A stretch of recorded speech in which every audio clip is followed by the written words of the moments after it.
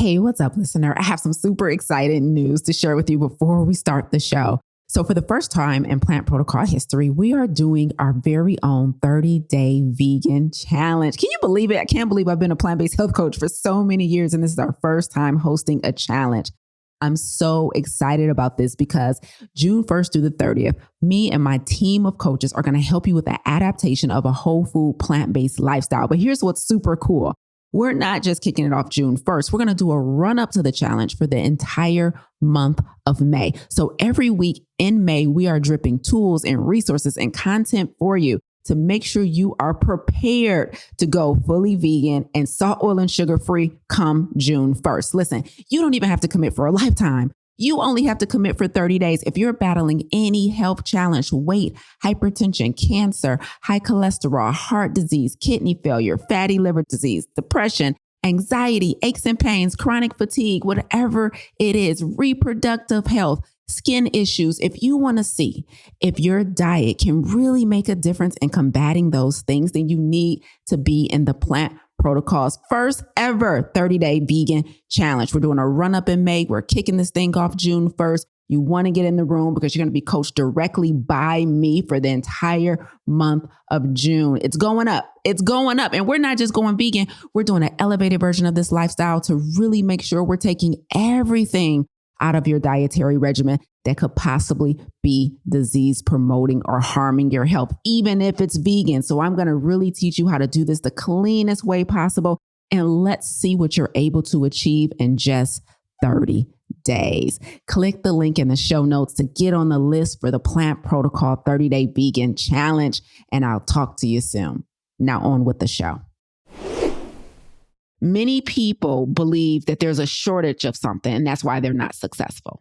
Like many people believe like there's not enough money, there's not enough opportunities, there's not enough clients in my subject matter that want help, there's not enough people that's willing to pay me, there's not enough support. People really believe in their lack thinking that the reason they're not where they want to be in life is because there's a lack of something. And that's just a lack mindset. That's just absence of abundance in their thinking, okay? If ever stuff don't work out for y'all, I need y'all to know it's not because there's a lack of something.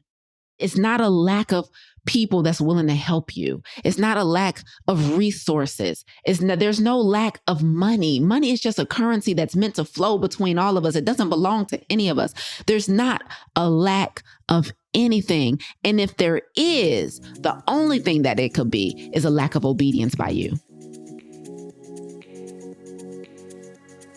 Just because someone can live with a disease doesn't mean they should. The overwhelming majority of prescriptions written today are written to treat lifestyle disease. Lifestyle disease is defined as conditions which can be attributed to the way in which a person lives. This includes things like physical activity, drinking, smoking, stress, the quality of our social connections, sleep, purposeful and professional alignment, and of course, our diet. But what if there was an alternative? What if before putting pen to pad, we had a comprehensive solution in lieu of pills and procedures? You are listening to the Plant Protocol podcast for current and aspiring health professionals who are done with simply managing chronic lifestyle challenges and are interested in taking a whole food, plant-based approach to combating them. I'm your host, Lisa A. Smith. It's time to come get this health.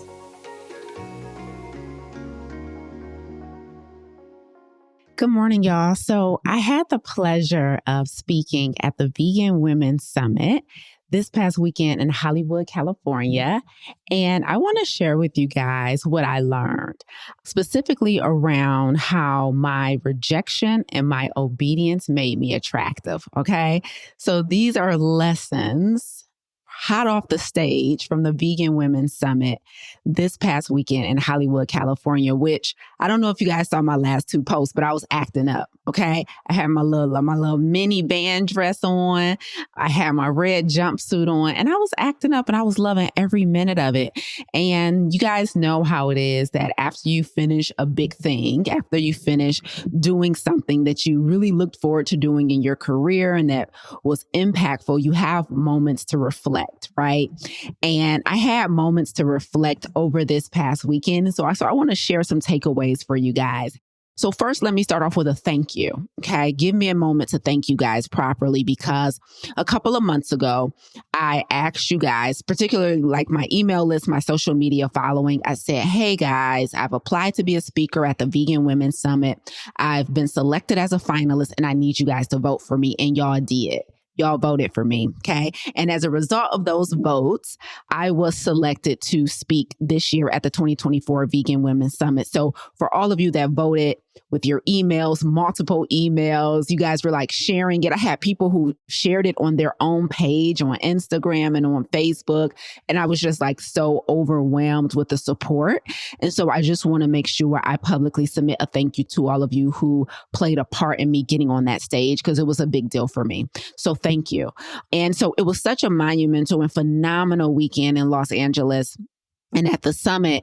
And so I was like, let me come back here and share with you guys kind of what is my high level takeaway from that experience. And for me, it's all about how rejection and obedience led to me being attractive. Okay.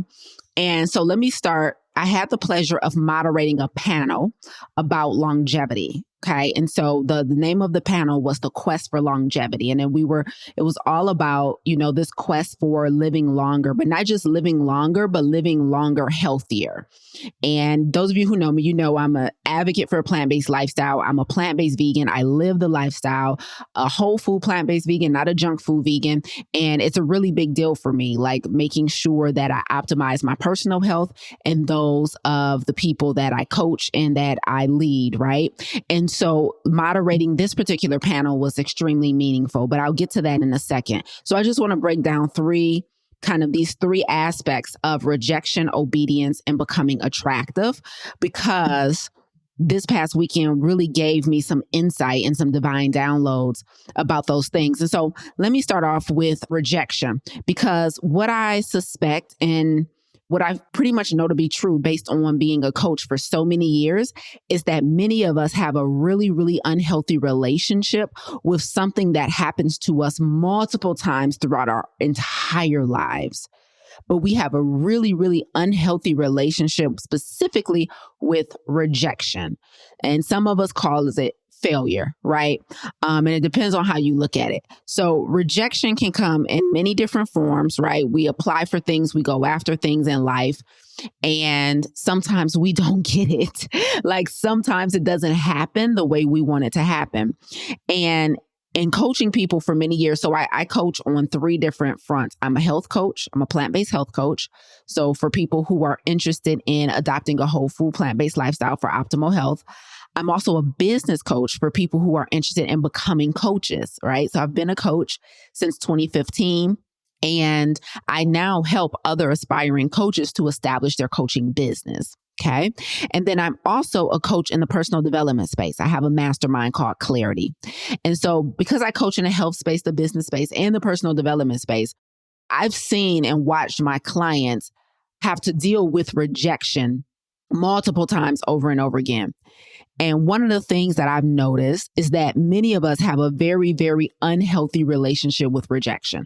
We have a very unhealthy relationship with the word no. We have a very unhealthy relationship with the phrase not right now, not yet. Like we want things so bad, whether it be support from people we love, whether it be a job or opportunity we're pitching ourselves for, whatever it is, we want things so bad that when we don't get it, when we don't get it in the time that we expect it, when it doesn't look like the vision that we had in our mind, we oftentimes lose ourselves in that no, right? Sometimes what I've seen is most people fall back.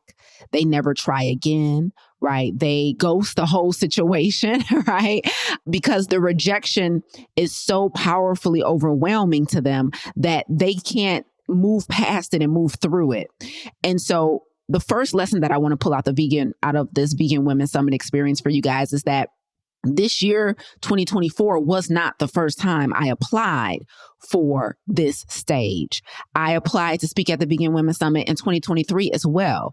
In 2023, I was also selected as a finalist, but we did not get enough votes. I did the same thing last year that I did this year.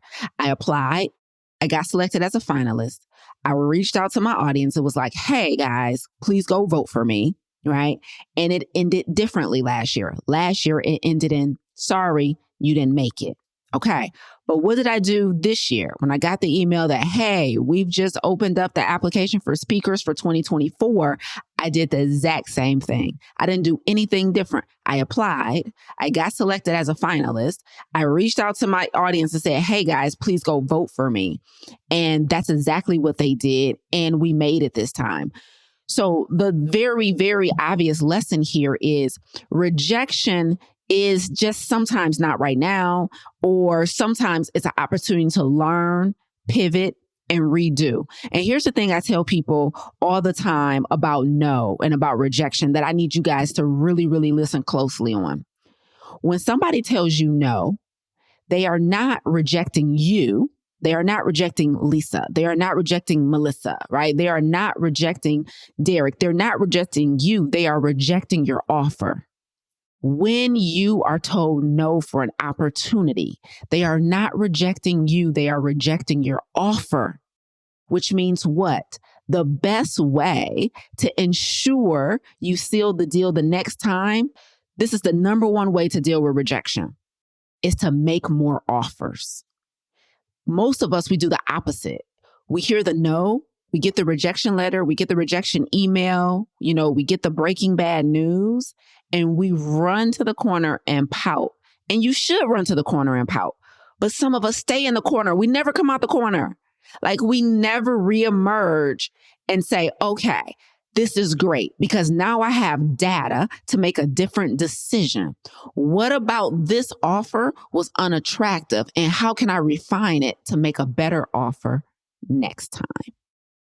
When you are rejected for something, when you're told no, that is data that you should be using to make more offers because, again, they are not rejecting you, they're rejecting your offer. Does that make sense? Okay. So we have to have a better relationship with something that is going to happen to us multiple times throughout our lives. If you don't master the art of dealing with rejection now, it is going to stifle you. It's going to hinder you in pursuit of your goals. Like y'all gotta let me give you another type of rejection too, just so I'm clear, making sure we're covering all bases. Because most people are thinking about rejection like, okay, I didn't get the job, or I didn't get the funding for my business, or I didn't win the pitch competition, or I applied to speak at this event and I got told no. But here's another form of rejection. You've been exercising your butt off, eating as clean as you think you're supposed to be eating, drinking your water and saying your prayers, and you get on a scale at the end of the week and it didn't move. Or it did move, but it went in the wrong direction. That's also rejection, right? That's also like, what's wrong? I'm thinking I'm doing everything right, and I'm not getting the result that I want to get. And so what do? Well, forget it. It must not be worth it. I'm not going to work out that much anymore. That doesn't work for me. What was the point of me, saying no to the fries and getting a side salad if the scale isn't going to go down? Like, that's also rejection, right? You're like, oh, I signed up for this thing. I was told if I follow these steps, it will result in this. And when it doesn't look how I want it to look in the time that I want it to look that way, I decide to let my foot off the gas. I decide to run and do something different. I decided to go back to my comfort zone. And so remember, guys, like you have to increase your endurance muscle. Like some of our endurance is so low. Like we have very low endurance. We have a very low tolerance for failure, right? And so we end up not getting the thing that we actually are meant to have strictly because we don't pass the endurance test. Okay. So my first lesson from the Vegan Women's Summit this weekend is that anytime you're rejected for something, they're not rejecting you. They're only rejecting your offer. And the way to move forward after you get out of your feelings, be in your feelings about that thing for a minute. You're entitled to be in your feelings. But after you get out of your feelings, make more offers. Make more offers, right? You post that content on social media. Nobody says anything. Nobody comments. You go live and nobody watches. And all of a sudden you take that as rejection. And then you decide, I'm not doing that no more. You don't show back up on your page for 2 weeks. You don't ran away from your business for 2 weeks. because you're like, nobody watched, nobody liked, nobody shared, nobody commented. And you took that as rejection. So just be careful. Just be careful. Go live again. Do another reel. Make another post, because that is you making more offers. Okay. You don't get better at making offers if you're not making offers. Okay. So that is number one on rejection. Before I go to number two, the second lesson that I learned from the Vegan Women's Summit, we're going to pause here for a short commercial break from our sponsors.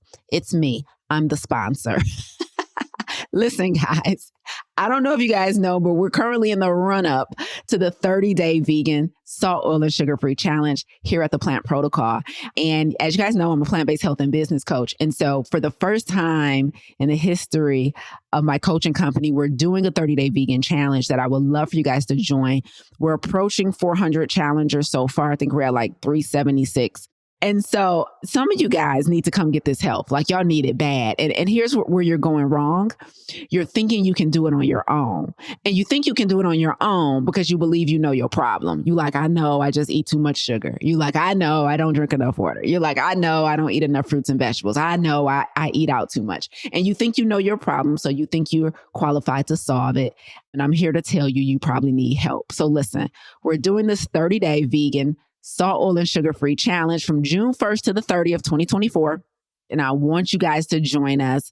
Join the hundreds of people that are already registered. The challenge is free. The challenge is free. Now, we do have a VIP experience for those of you like me who like to be in the front row, but the challenge is free.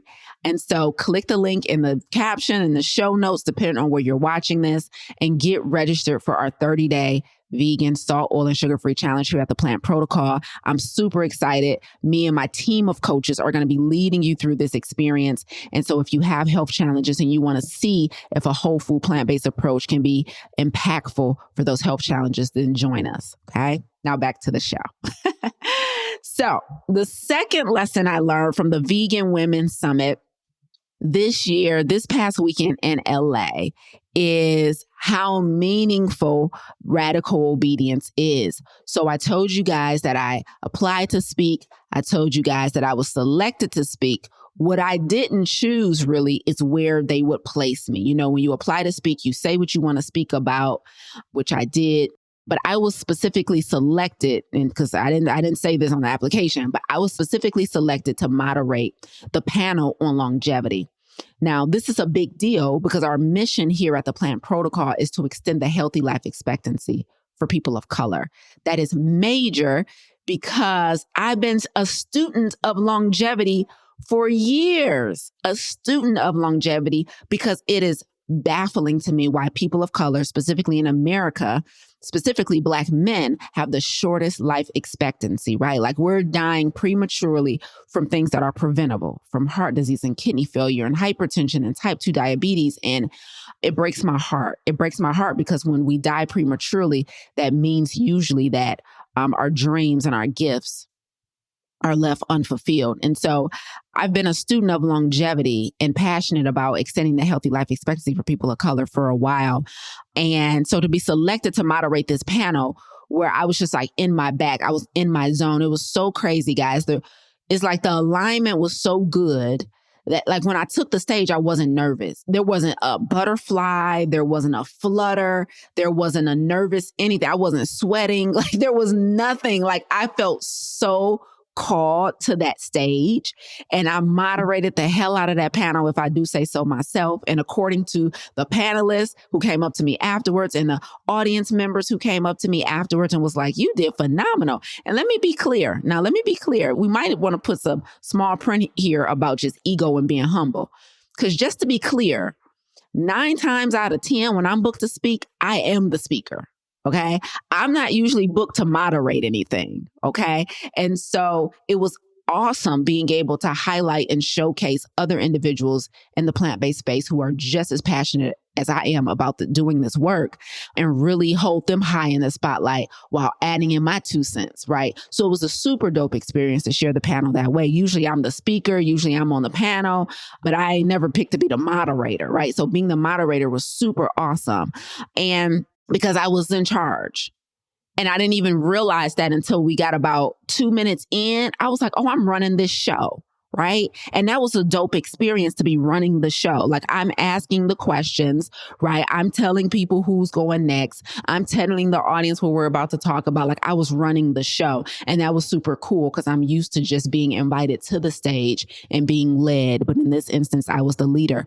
And so obedience in this case was so pivotal and so evident because of this very reason. I don't know if you guys watched the video that I did a couple weeks ago where I talked about watching this film on Netflix that made me realize that I was not interested in being a hidden figure. Okay.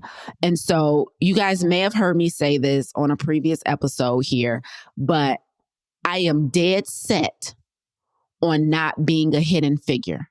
So what that means is I'm not interested in my biopic, my story, our story, the work we're doing here, being told 40 years after I'm gone.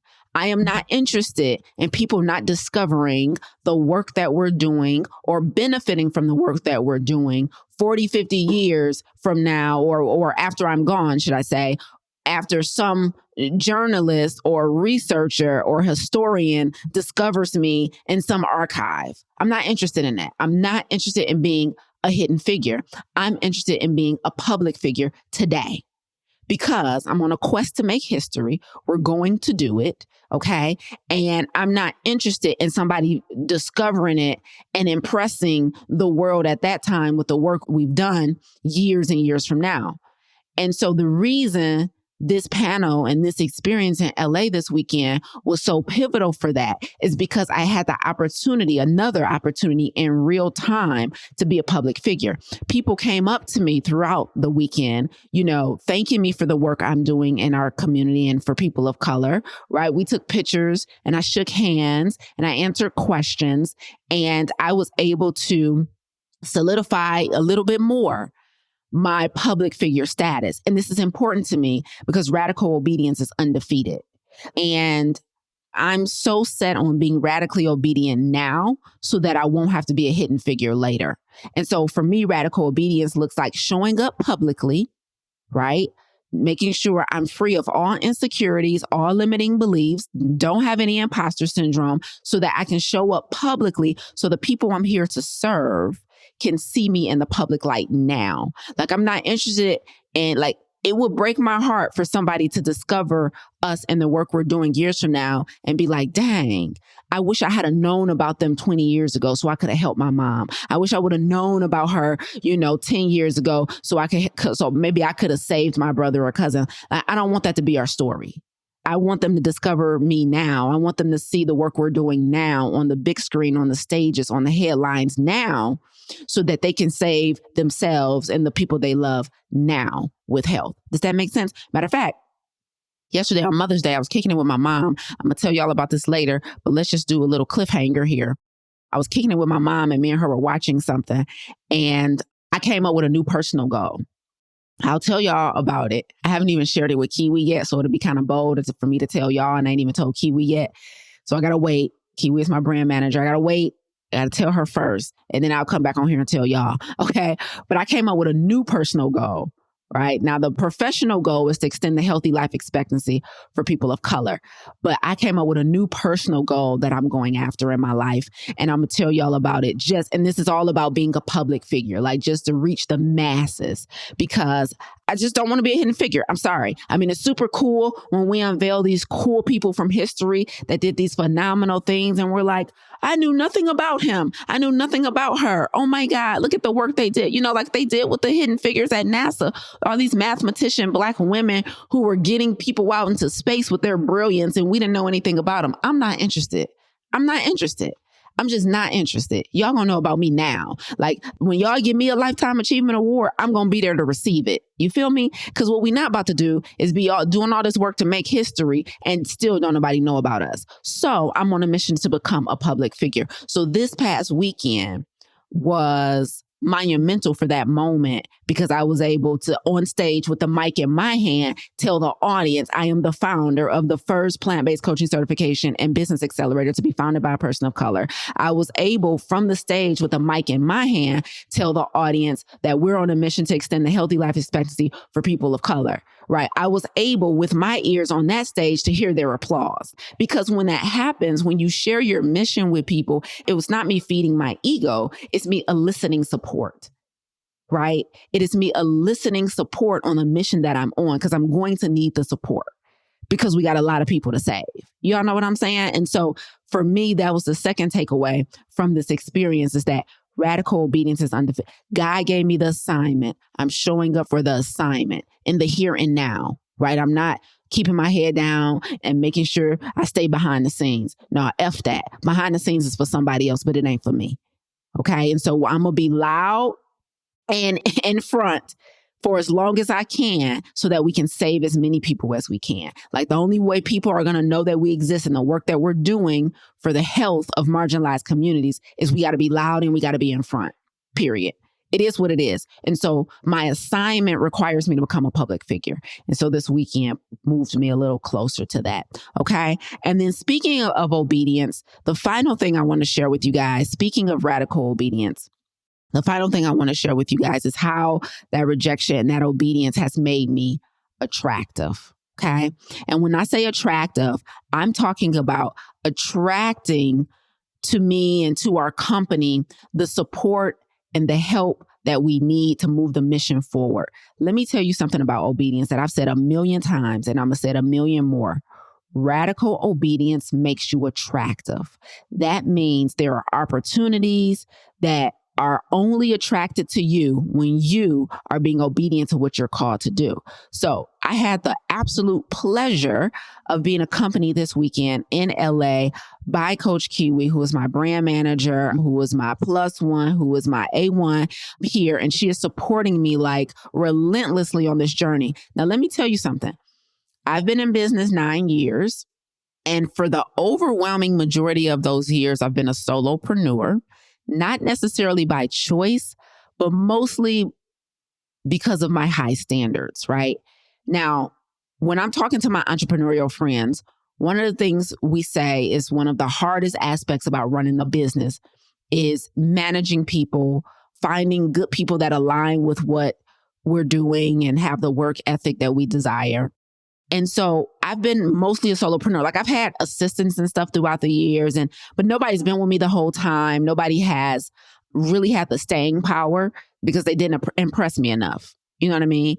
And so the reason this past weekend is so pivotal, God, that's not even a word, pivotal, is because Kiwi was by my side, and I know she has staying power because I attracted her to me. So let me explain this. This is how I became attractive, by being obedient, okay? Because some of y'all need to know this, because here's the issue with many people, okay? Many people believe that there's a shortage of something, and that's why they're not successful.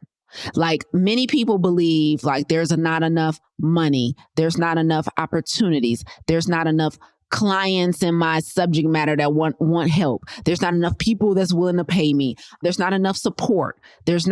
People really believe in their lack thinking that the reason they're not where they want to be in life is because there's a lack of something. And that's just a lack mindset. That's just absence of abundance in their thinking. Okay.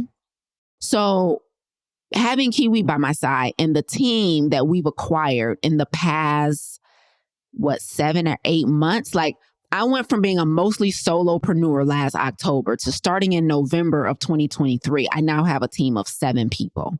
Okay. And I've attracted the overwhelming majority of my team to me. Right. And you attract people to you by being obedient.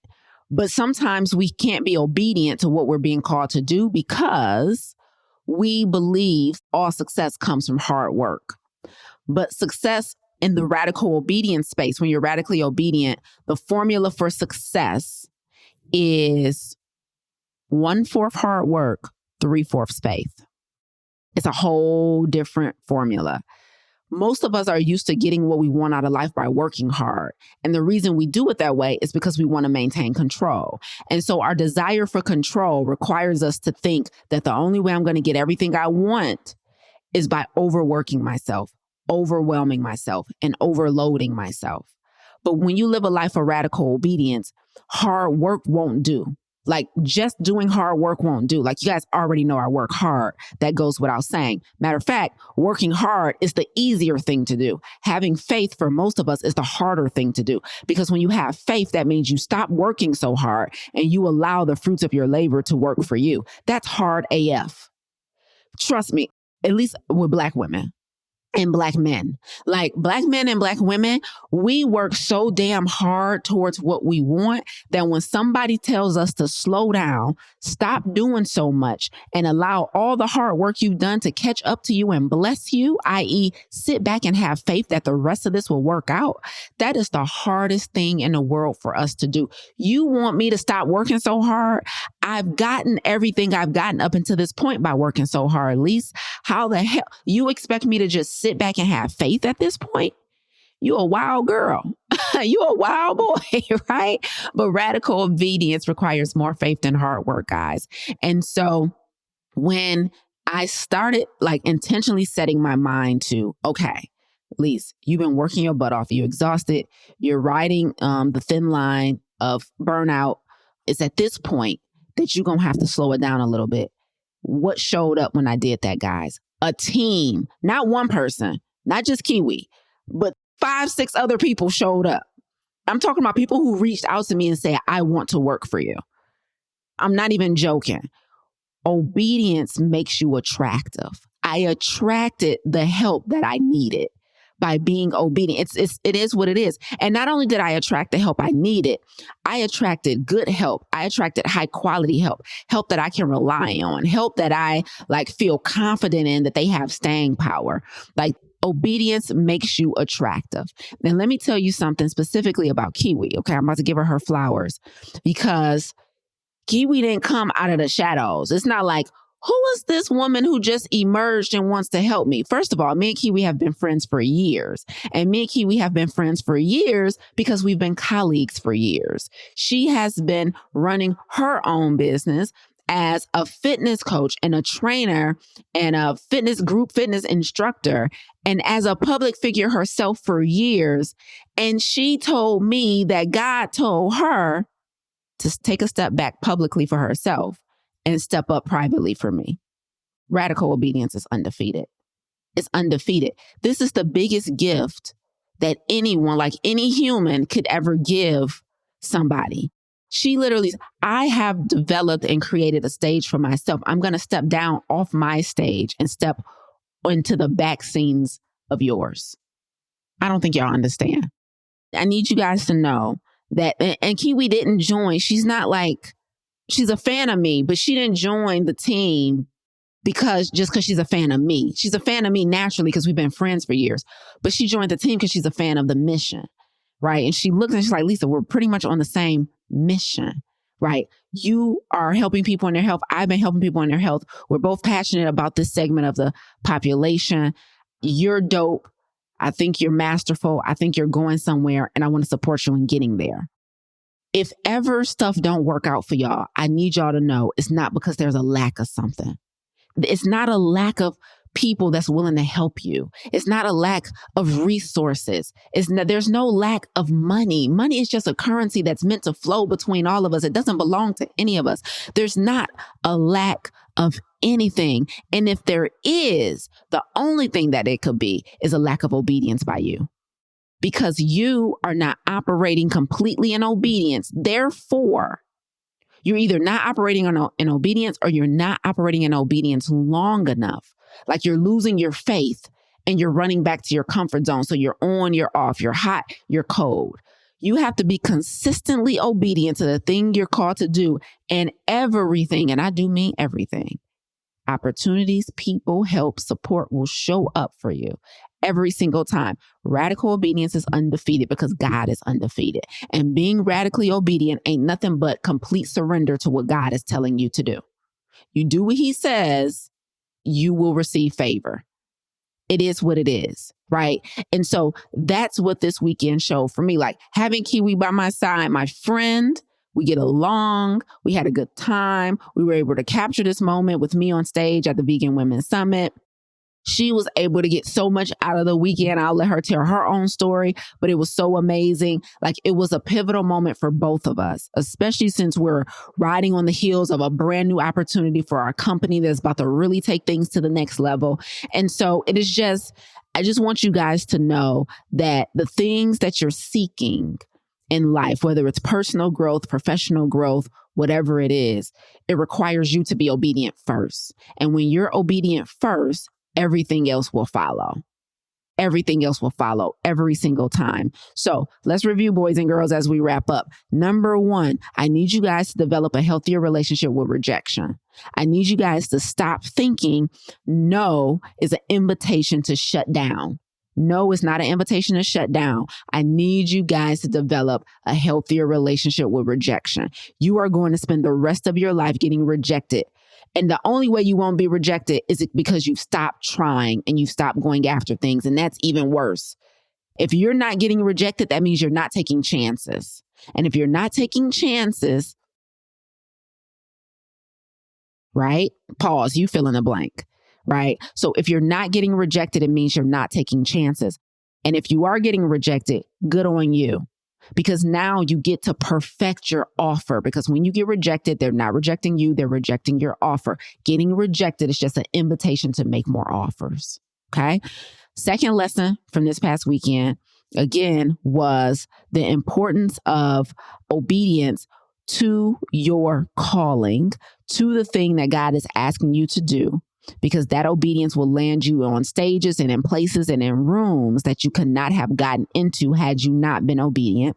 And the final and third lesson is that all of that, doing all of that, making more offers, being obedient makes you attractive. And when you're attractive, you begin to attract the people, the resources, and the opportunities that will continue to propel you forward. So those are my takeaways from this past weekend on the stage at the Vegan Women's Summit.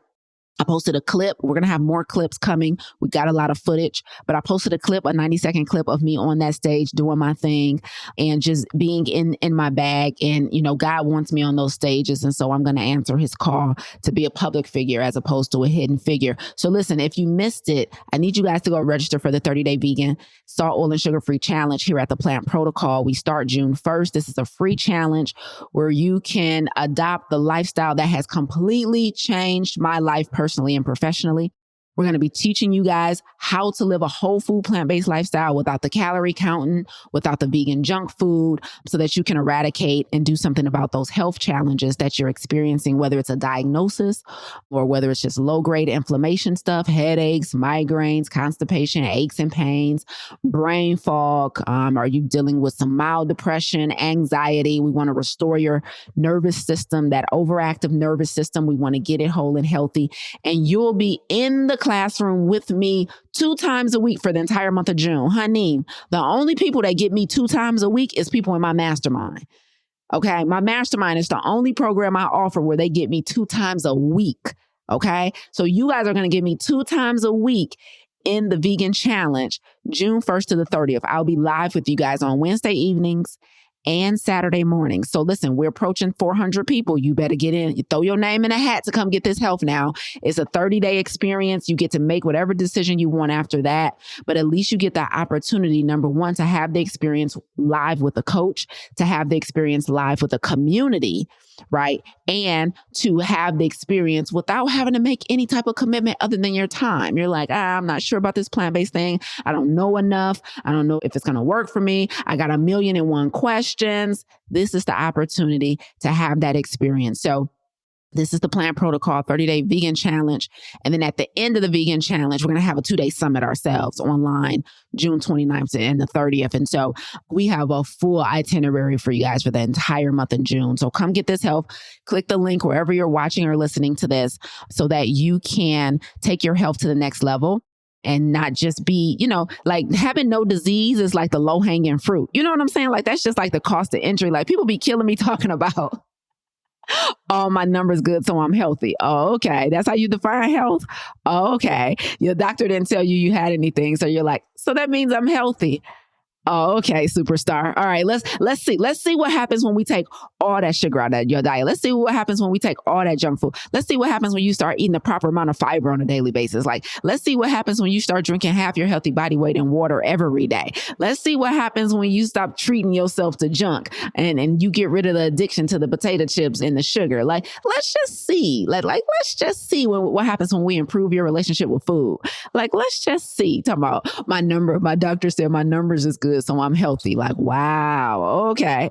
Meanwhile, you ain't doing 8 out of the 10 things you need to be optimal. But okay, shots fired. So I would love to see you guys inside of the summit, inside of the challenge, and then our 2-day summit at the end of it. So get registered. We'll love to have you. I'll be back here next Monday with another topic. Y'all go troll my Instagram and my Facebook so you can see clips and me acting up in my mini dress in LA this past weekend. And I will talk to y'all next Monday. Bye, y'all.